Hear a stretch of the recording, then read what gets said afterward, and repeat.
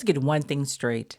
Black Americans created the foundation of American music, from blues and jazz to hip hop, soul, and rock, and yes, country. But what happens when that sound is commodified, erased, or repackaged without the people? Today, we're talking about how Beyoncé and Kendrick Lamar are reclaiming the soul, truth, and ownership of Black music, and why that reclamation matters to the culture, the industry, and the future. Black music isn't just a subgenre of American music, it is American music. Every era, ragtime, gospel, soul, funk, hip hop, was built on Black genius. But over time, that genius has been whitewashed and co opted and stripped from the people who created it. But today, two of the world's greatest artists, Beyoncé and Kendrick, have decided enough. Part 2, Beyoncé and Kendrick, genre revivalist and cultural strategist. Beyoncé's evolution is not just about sound, it's about restoration.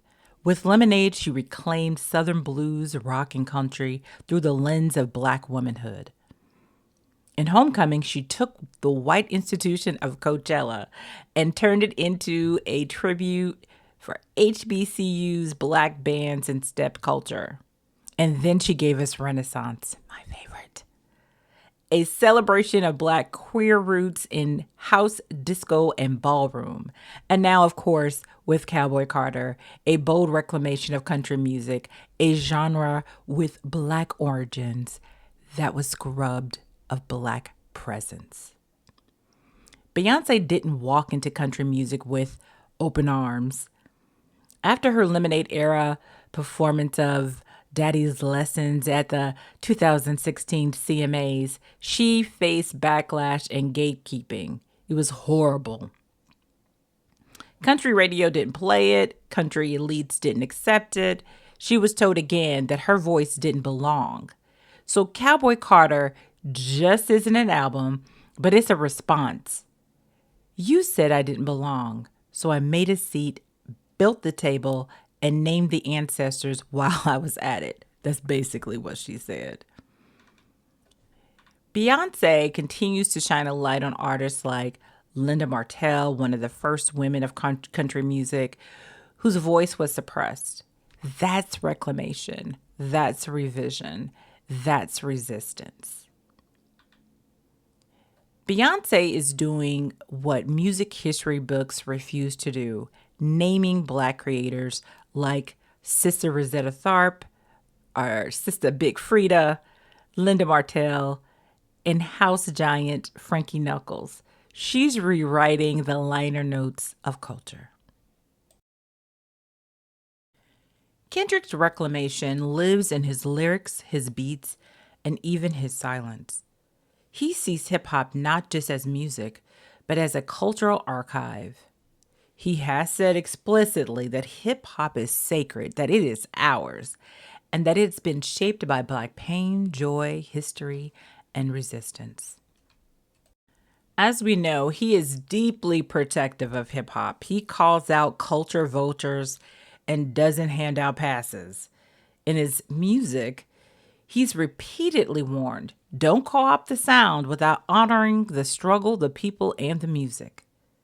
That is what his entire career really has been about, keeping hip-hop from being stolen, diluted, or even misrepresented.